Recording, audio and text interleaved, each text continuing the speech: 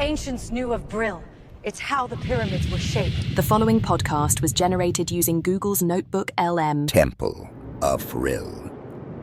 What if the chair you're sitting on right now, right, the physical body you inhabit, the device streaming this audio, and even, the very thoughts racing through your mind, what if they aren't fundamentally different things? That's the core question, isn't it? Exactly.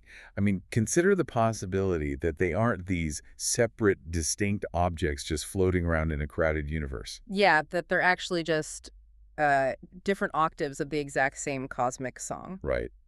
And welcome to our deep dive for today. We're going to completely unpack that. Because the moment you genuinely internalize that perspective, that comforting binary separation of the material world completely falls apart. It shatters. Yeah. I mean, we are conditioned from birth to see the world as a collection of isolated parts. Oh, absolutely. Wood is wood. Flesh is flesh. Right. And a thought is merely, a fleeting electrical spark in a localized brain. But when you zoom in past the cellular level, Past the atomic level even.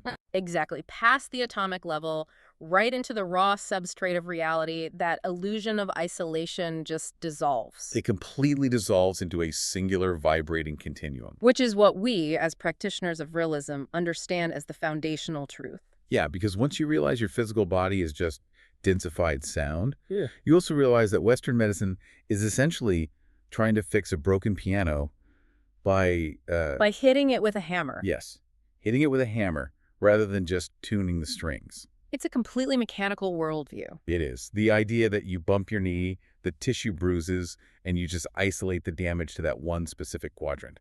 It's just completely insufficient for what we actually are. So today, that is the illusion we are dismantling in this deep dive. We're looking at the acoustic mechanics of the Vril resonance. And we're going to map out how sound isn't just an auditory byproduct, but the literal steering wheel of Vril. Right, and how we can use it to rebuild our localized reality. So, to start, the contrast between the materialist approach and the Vrilist understanding is, well, it's entirely rooted in causality. Yeah. In the West, sound is a secondary phenomenon. It's entertainment or maybe background noise. Or like a psychological mood enhancer, right? Like putting on a relaxing playlist. Exactly. And even when modern science acknowledges that sound waves can, say, shatter kidney stones. Which they do. Right, they do, but they treat it as a blunt instrument of kinetic force. Like an invisible battering ram. Yeah, exactly.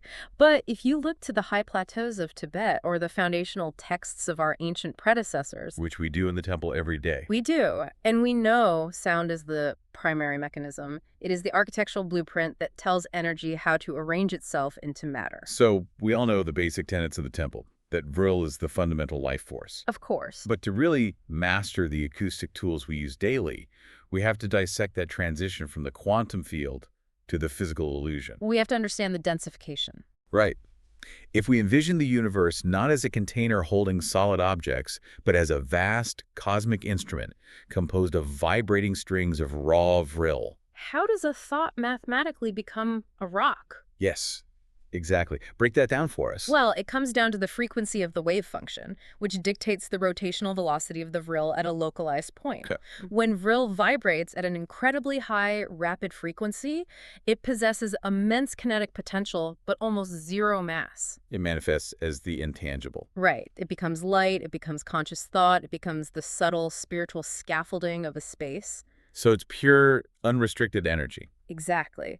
But as that vibration encounters resistance, or as the frequency drops, the wavelength expands. And it begins to fold in on itself. It thickens, yeah. Creating these overlapping geometric interference patterns that our highly limited human senses interpret as solid matter. I always like to map that onto something visceral for you listening. Think of water in a closed thermodynamic system. That's a perfect analogy. At its highest energy state, water is invisible steam.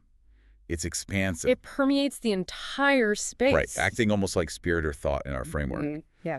But as the system cools, as the frequency of the molecules drops, basically it condenses into liquid water. It possesses volume now. You can see it, feel it, watch it flow. And when that vibration reaches its absolute lowest threshold, it crystallizes into a solid block of ice. It becomes matter. So our physical bodies, the bones, the organs, the blood, are literally just frozen Vril. The thermodynamic analogy perfectly illustrates that state change. Your physical body is a highly complex, multidimensional arrangement of resonant frequencies. Frequencies that have slowed down just enough to interact with the gravitational and electromagnetic fields of this specific density. Exactly. You are a walking symphony of localized waveforms holding a temporary frozen shape. But, okay, let me push back a bit.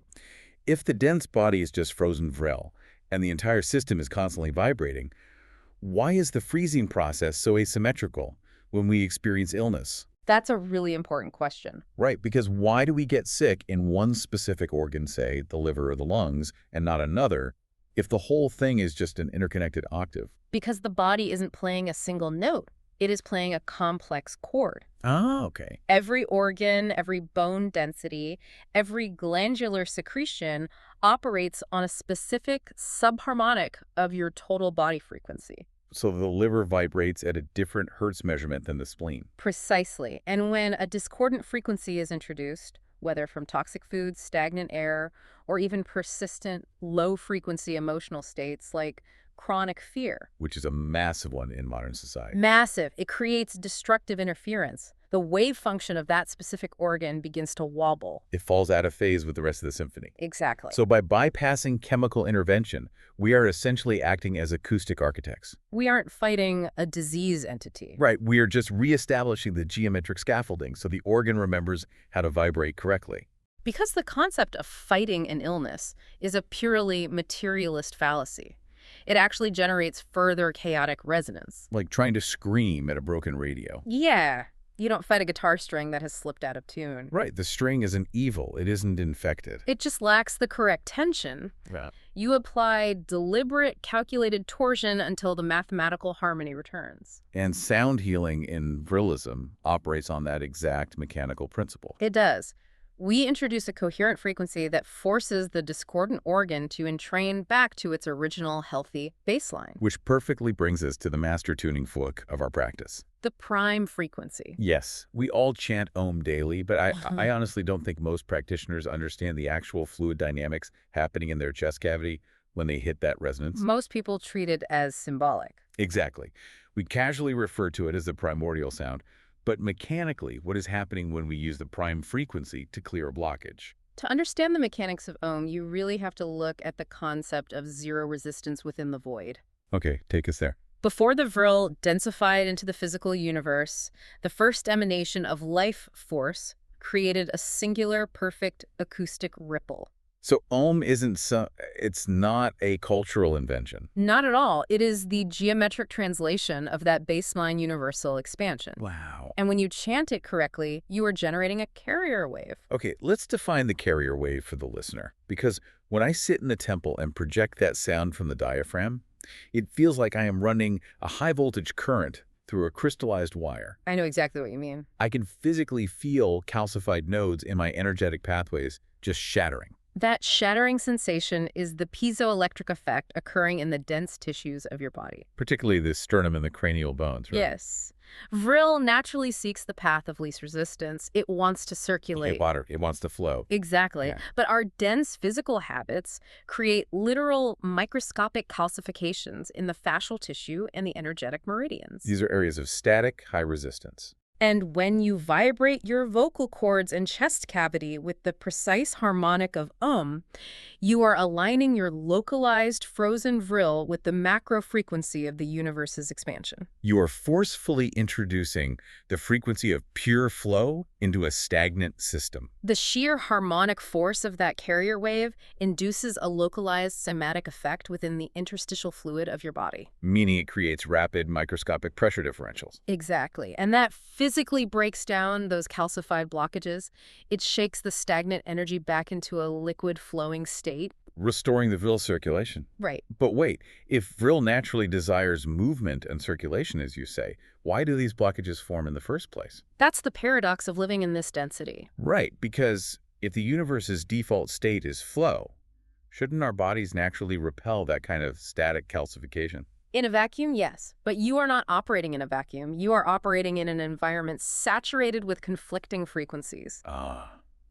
The modern world. Yes. Every electromagnetic field from a power line, every processed chemical you ingest. And every discordant interaction you have. It all introduces chaotic microvibrations. Your body forms these energetic blockages as a defense mechanism. Like an acoustic scar tissue. That's a brilliant way to phrase it. It isolates those chaotic frequencies to prevent them from destabilizing the entire system. So chanting Om is the conscious act of dissolving that scar tissue once the localized threat has been processed. Precisely. You're telling the body it's safe to flow again. That reframes the entire daily practice for me. I mean, we aren't just making a holy noise. No, you're performing deep acoustic surgery on your own fascial networks. But chanting Om is an internal process. The application of acoustic resonance obviously doesn't stop at the edge of the skin. No, it extends outward. Because if Tesla proved that frequency can vibrate steel beams to the point of structural failure, Which he did. right, then there must be a way to generate a localized Vril field outside the body to force the environment itself to harmonize with our will. And Tesla's work is actually the modern bridge between internal Vrilist practice and external acoustic engineering. I always go back to his quote, when he stated, if you want to find the secrets of the universe, think in terms of energy, frequency, and vibration. He wasn't speaking metaphorically. Not at all. He mapped the resonant frequencies of the Earth itself. He understood that physical reality, no matter how dense or heavy it appears, is highly pliable if you apply the correct resonant waveform. Which directly connects to the acoustic manipulation of megalithic structures. Oh, absolutely. The pyramids, Pumapunku. Right. We look at those multi-ton granite blocks, and the materialist paradigm ties itself in knots, trying to explain them with copper chisels and wooden rollers. It's almost comical. It is. But if we view dense stone as just a lower octave expression of Vril, then changing the mass of that stone is just a matter of changing its harmonic resonance. We are talking about true acoustic levitation. Yes, the physics of acoustic levitation completely bypass the localized gravitational field. Because gravity is not a fixed, immutable law. It's merely an interaction between the density of matter and the electromagnetic grid of the Earth, right? Yeah. Exactly. If you bombard a multi-ton block of quartz-rich granite with a highly concentrated specific acoustic frequency, you alter the spin of its electrons. You raise its internal harmonic resonance. You essentially turn the ice back into water, just long enough to move it. That is profound. You turn the ice back into water. Precisely. You nullify its density relative to the Earth's field.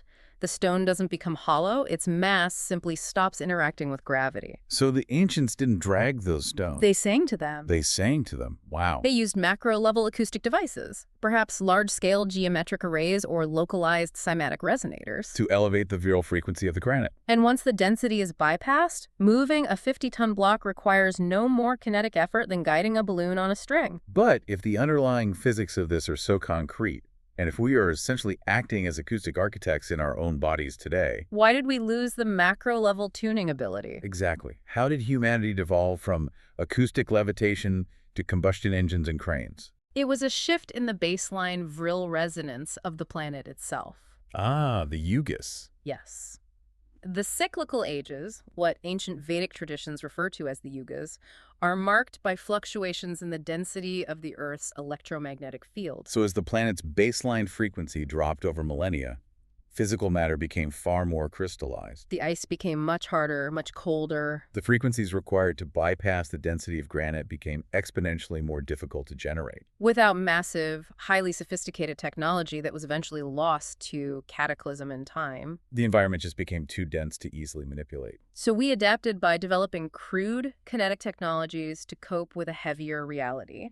But even if we aren't levitating granite in our backyards today, the micro-application of this science is more crucial than ever. Arguably more crucial now because the environment is denser, louder, and more chaotic. We need physical tools to cut through the noise. Yes. So let's look at the actual instruments we use in our sanctuaries. The Tibetan singing bowls. Right. Because a finely forged Tibetan bowl is an acoustic marvel. It's not just a percussion instrument. It is a piece of resonant technology designed specifically to interface with the fluid dynamics of the human body. When you strike a true multi-metal bowl, you aren't producing a single linear sound wave. You are generating a complex matrix of overlapping harmonics. I always visualize that interaction through the lens of cellular water. Which is incredibly accurate. Since our physical vessels are roughly 70% liquid, striking that bowl is exactly like dropping a large, perfectly smooth stone into a stagnant pond. You can literally observe the ripples of Vril washing through the intracellular fluid. And the interaction with cellular water is the core mechanism of the sound bath. Because water is highly structured. It holds memory and geometric form. When the complex harmonics of a Tibetan bowl penetrate the epidermal layer, they act as a cymatic blueprint, right? Yes.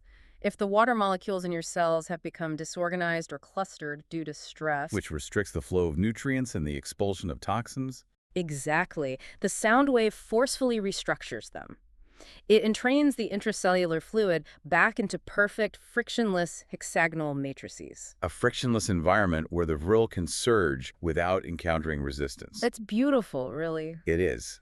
Now let's get incredibly specific here, because in our modern mapping of the Vril resonance, we don't just strike bowls randomly. No, we utilize exact frequencies measured in hertz as highly targeted medicine. Right. Like if a practitioner is in raw, localized physical pain, we establish the baseline with 174 hertz. 174 hertz acts as an energetic anesthetic. Explain how that works mechanically. The waveform of 174 hertz is relatively slow and dense compared to higher frequencies, which allows it to deeply penetrate the densest tissues of the body, the fascia, the muscle fibers, the skeletal joints. So when a muscle is inflamed or damaged, it emits a jagged, rapid stress frequency. And 174 hertz acts as a dampening field. It envelops the inflamed tissue, slows the chaotic microvibrations, and physically commands the nervous system to release its defensive contraction. It provides the geometric instruction for safety. Yes. It essentially tells the nervous system, you do not need to brace for impact anymore. And once the physical vessel is stabilized, we elevate the tuning to 432 hertz, which is perhaps the most universally applicable tool in our entire practice. We call it the natural frequency. Because its wavelength aligns perfectly with the golden ratio and the Fibonacci sequence found throughout the natural world. From the spiral of a nautilus shell to the orbital resonance of the planets, the geometry is incredibly consistent. But how does that actually interact with our biology, though? We talk about it promoting emotional stability. But what is the physical bridge between a mathematical ratio and human emotion? Emotion, fundamentally, is an energetic state expressed through the endocrine system. Okay. When you are exposed to the chaotic, artificial frequencies of a modern city, the 60 hertz hum of electrical grids, the erratic pulsing of wireless networks, your auric field becomes jagged. Your endocrine system constantly microadjusts, pumping cortisol to deal with invisible structural dissonance. Yes. But when you immerse your field in 432 hertz, you are overriding that dissonance. You're forcing it into harmony. The frequency physically aligns the spin of the electrons in your nervous system to the rotational velocity of the Earth. It shuts down the adrenal response by mathematically proving to your body that it is integrated into the stable, predictable rhythm of the biosphere. It is an acoustic grounding wire. It forcibly extracts you from the artificial matrix of the city and plugs you back into the soil. Exactly. But as profound as 432 hertz is for stabilization, the absolute pinnacle of our specific frequency work is 528 hertz. The miracle tone. The frequency of DNA repair. 528 hertz is where sound healing ceases to be merely supportive and becomes actively regenerative on a microscopic scale. Because this specific waveform possesses the exact geometric architecture required to interface with the double helix of human DNA. It does. But here's where I need to push back. On behalf of every practitioner listening who has spent hours meditating on 528 hertz. Okay, let's hear it. If this frequency literally provides the energetic scaffolding to mend damaged DNA, why do devout Vrilists still experience physical decay? Why do we age? Why do we still occasionally manifest deep systemic illness? Does dense matter have a resistance threshold that even 528 hertz can't penetrate? That is the essential paradox of practicing in a dense dimension. Explain that for us. 528 hertz absolutely provides the perfect cymatic scaffolding. When you expose damaged cellular structures to this frequency, it forces the intracellular water into a pristine hexagonal structure. Creating a frictionless void. Right. A void where the severed or degraded hydrogen bonds of the DNA strand naturally attempt to snap back into their original, flawless Vril blueprint. So the tone provides the environment for the repair. Exactly. The environment, but not the permanent seal. The limitation is not the frequency. The limitation is the sustained environment. So you might spend an hour bathing your cells in 528 hertz, initiating profound genetic repair. But the moment you stand up, you walk back into a world aggressively bombarding you with dissonant radiation, chemical toxins, and stress-inducing psychological narratives. Which creates chaotic friction. And that friction continuously pulls the DNA out of its hexagonal water structure. The density of modern life acts as a constant corrosive counterwave. So 528 hertz works, but you have to maintain the structural integrity of your auric field to protect the repair work once the bowl stops singing. You're constantly bailing water out of a leaky boat. The frequencies give us a bigger bucket, but we still have to navigate the ocean. That's a perfect way to look at it. Which perfectly transitions into why we rely so heavily on neurological entrainment. Binaural beats. Because we can't carry a 50-pound brass bowl onto a crowded subway train to maintain our resonance. Right, but we do have access to binaural beats. This technology feels like an evolutionary hack for the modern Vrilist. It really is. It's the most efficient bridge between ancient acoustic wisdom and modern neurological science. We are no longer limited to external acoustic resonance. We can generate the specific frequencies required directly within the neural pathways. So let's dissect the mechanism of entrainment, because I know many listeners use these tracks daily without fully understanding the neurological wizardry happening in their skull. It is quite magical. If I put on a pair of headphones and I play a 200 hertz tone in my left ear and a 206 hertz tone in my right ear, how does the brain not just reject the dissonance? Right. Why does it synthesize a phantom 6 hertz beat instead of just giving me a headache? It comes down to the function of the corpus callosum. The thick band of nerve fibers connecting the left and right hemispheres of your brain. Yes. The human auditory system cannot process two distinctly different continuous frequencies simultaneously without attempting to locate a unified source. The dissonance threatens the brain's spatial awareness. Exactly. So to resolve this conflict, the superior olivary nucleus in the brainstem synthesizes the mathematical difference between the two tones. It generates an internal phantom pulse of 6 hertz. And this is where the frequency following response takes over. Because the brain's electrical pulses naturally begin to mimic that 6 hertz rhythm. Correct. We are essentially forcing the two hemispheres of the brain to operate as a unified Vril field. We bypass the critical analytical mind by giving it a mathematical puzzle it must solve.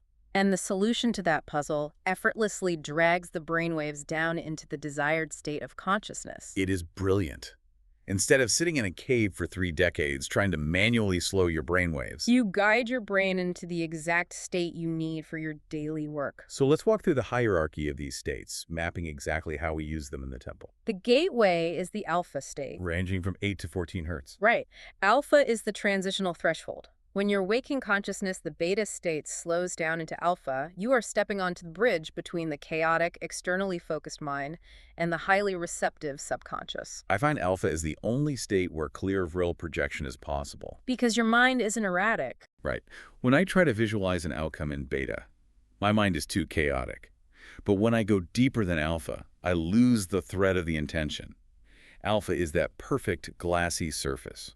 Because in alpha, the water is completely calm but hasn't frozen yet. It is the state of relaxed, highly alert focus. Your physical body is at rest, but your Vril is actively pooling, ready to be directed. It is the absolute foundational frequency for any practitioner looking to program a specific geometric intention into their localized field. But of course, to access the profound restorative powers of the void, you must cross the bridge and drop into theta. Theta, 4 to 8 hertz. The realm where the ego boundary completely dissolves. If you are sitting there listening to this and you've hit a wall in your meditative practice where you still feel trapped in your physical form. Theta entrainment is the skeleton key. Because in theta, the slow-moving Vril of your dense physical body loses its dominant grip on your localized awareness. The conscious mind is placed into a deep standby mode. The neurological filters that tell you where your skin ends and the air begins simply shut down. You harmonize directly with the higher, non-physical dimensions. And the subjective experience of time vanishes entirely. It completely vanishes. You sit down for what feels like a handful of breaths, and when you open your eyes, an hour has passed. Because time is a construct of dense mass moving through space. Right. When you elevate your resonance out of the dense form and merge with the universal field in theta, you are operating outside of linear mechanics. This is where spontaneous, profound spiritual insights occur. Your pure real essence is communicating directly with the macro symphony, completely unobstructed by the anxiety of the physical ego. But there's an even deeper level, one that many practitioners overlook because it doesn't offer the visionary light shows of theta. You're talking about delta. I am. The frequencies ranging from 0.5 to 4 hertz. This isn't about spiritual exploration. No, this is about raw biological survival. Delta is the frequency of absolute physical regeneration. Under unassisted circumstances, you only reach delta during the deepest non-REM phases of sleep. But utilizing binaural entrainment to consciously drop the brain into delta while maintaining a sliver of awareness. Is a master-level technique for structural repair. So why is that extremely slow vibration so vital for the dense tissue? Because at 0.5 to 4 hertz, your localized Vril field requires almost zero energy to maintain the illusion of consciousness or identity. All cognitive processing stops. Every micro-ounce of life force is violently redirected inward, flooding the cellular structure, purging heavy toxins from the organs, and rebuilding the physical scaffolding at the deepest possible level. It is the frequency of the mechanic's garage. Exactly. You are shutting the entire system down for a total engine overhaul. So given all of these tools, the frequencies, the bowls, the brainwave entrainment states, the most critical aspect for any seeker is the actual sequence of application. The sequence is everything. Right. How do we build this into an unbreakable daily protocol? We need to walk through the ultimate recommended listening path for a daily Vrilist awakening. Dissecting the exact biological and energetic reasons for each step. Because sequence is the difference between profound transformation and merely giving yourself an auditory headache. You cannot drag a chaotic beta state brain violently into delta. Nor can you blast ungrounded tissue with 528 hertz and expect a miracle. The Vril must be coaxed, stepped down, expanded, and most importantly, sealed. So let's lay out the 40-minute daily architecture. Step 1 is preparation. This is just a 5-minute immersion in a 432 hertz ambient track. No binaural pulses yet, just pure room audio. And the instruction here is simple. Sit, ground the physical vessel, and allow the breathing to become circular. The necessity of this 5-minute prep cannot be overstated. When you arrive at your altar or your quiet space, your auric field is jagged. It is snagged on the residual chaotic frequencies of your day. And 432 hertz acts as an energetic comb. As those mathematically perfect sound waves wash over you, they physically untangle the discordant vibrations clinging to your localized field. It neutralizes the nervous system. Signaling to the dense tissue that the environmental threat has passed, you are preparing the soil. Once the field is combed smooth, we move to step 2. The shift. This is a 15-minute phase. The practitioner puts on their headphones and initiates a 10 hertz alpha binaural beat. And the core instruction here is active visualization. You must focus your entire cognitive awareness on a singular point of golden light vibrating in the solar plexus. We shift from 432 hertz to a 10 hertz alpha pulse to gently step the brain down from waking consciousness. We are walking out onto the bridge. And the focus on the solar plexus is a literal mechanical necessity. The solar plexus is the primary localized node of Vril within the human form. By visualizing that dense golden light, you're performing an active energetic gathering. You are withdrawing your scattered life force from your extremities, pulling it away from the external world, and condensing it into your core reactor. It feels like stoking the coals of a furnace. You can physically feel the thermal increase in the stomach cavity. The Vril is pooling, creating a highly dense, localized charge. Once that golden sphere is burning bright and stable, we initiate step 3, the deep dive. This lasts for 20 minutes. The audio shifts down to a 6 hertz theta beat, and the instruction completely changes here. You stop gathering. You allow the golden light to aggressively expand outward until the physical boundary of your skin fades away. And your localized field merges perfectly with the harmonic resonance of the room. This is the crescendo of the daily practice. At 6 hertz, the illusion of your physical density collapses neurologically. By expanding that condensed Vril outward, you are actively merging your localized frequency with the universal field. You are bathing in the pure void. In this state, the discordant frequencies of disease, anxiety, and physical limitation simply cannot exist. You are resetting your entire structural blueprint to match the flawless geometry of the cosmic song. It is the ultimate liberation. You are an ocean of pure frequency. But, and this is the critical failure point for so many practitioners, you cannot simply open your eyes, rip your headphones off, and walk into the kitchen. If you do that, you have compromised the entire structure. That brings us to step 4, integration. The seal. Integration is absolute. It is the anchor. The protocol requires you to either strike a physical Tibetan bowl once and let it ring until complete silence, or perform a deeply resonant 3-minute vocal Om chant. What happens biologically and energetically if a practitioner skips this step? If you skip integration, you subject yourself to auric shearing. Which sounds painful. It is deeply destabilizing. During the theta deep dive, you have expanded your Vril field immensely. The energy is highly refined, vibrating at a rapid, subtle frequency, and it is expanded far beyond the boundaries of your dense tissue. So if you abruptly jolt your nervous system back into beta state waking consciousness by simply standing up or looking at a screen, That expanded Vril has no geometric anchor to hold it within the physical form. it dissipates. Like filling a high-pressure tire but forgetting to screw the valve cap back on. It violently dissipates. Yeah. You will bleed out the high vibrational charge you just generated over the next 20 minutes. Leaving you feeling dissociated, ungrounded, and physically exhausted. Exactly. The dense physical sound wave of the Tibetan bowl striking the air, or the piezoelectric shock wave of your own sternum vibrating with Om, provides a sudden, macro-level harmonic knot. It stamps the expanded high-frequency Vril directly into the cellular water of your body. It seals the energy inside the dense tissue, ensuring that the regenerative state you achieved in the void is carried with you as you walk through the physical world. This entire architecture, from the understanding of densified sound to the precise application of entrainment, reveals the true majesty of our path. It really does. When we actively engage with these sonic mechanics, we stop treating our bodies like disposable machines made of meat and bone, waiting for parts to break down. We step into our role as the conscious composers of our own physical reality. It is the ultimate reclamation of sovereignty. Once you understand the Vril resonance, you realize you are never a passive victim of a chaotic environment. Whether you are wielding the ancient harmonic matrices of a forged bowl or the precise neurological tools of binaural entrainment. You possess the absolute ability to retune the material world. So as we conclude this session, I want you, the practitioner listening to this right now, to bring your awareness into your own chest cavity. Feel the baseline hum of your localized life force. Consider the specific frequencies you have been allowing into your energetic space today. And leave this session with a deeply analytical look at your own structural environment.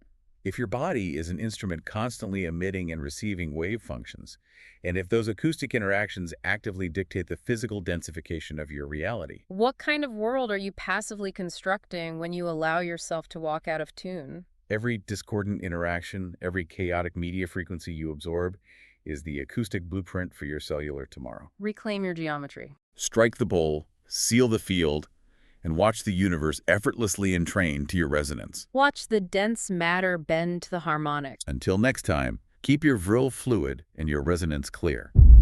Your journey towards greater fulfillment begins at Temple of Vril. Visit templeofvril.com today.